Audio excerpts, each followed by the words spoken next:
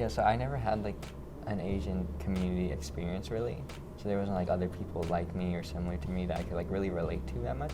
This program kind of offered that. I met him in class for the AAPI program. I just thought he was similar to me. Exactly. Like, we're both pretty like reserved.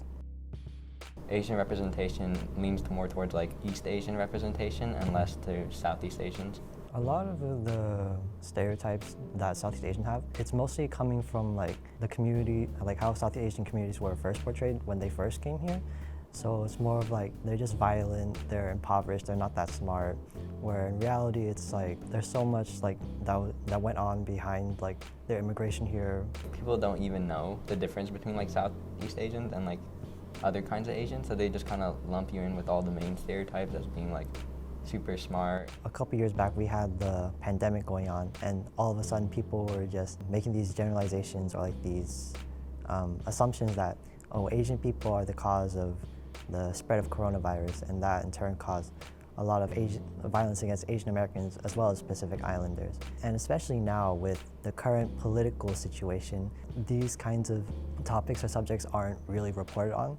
So I think with the representation of AAPI community, it helps further those discussions as well as like increase the general knowledge of these topics to the public. Concerning at least Southeast Asian Americans, there's a lot that like fall through like the academic gap and like a lot don't excel in school. But like a lot of the experience they talked about in the class I could relate to. A lot of my classmates I got along with, and I was like, hey, I'm just like you kind of in certain things. I also like a lot of the coursework we do, like especially in the Asian American history class. It like teaches you a lot of stuff that I never knew about or was never covered in like any of my classes before coming here.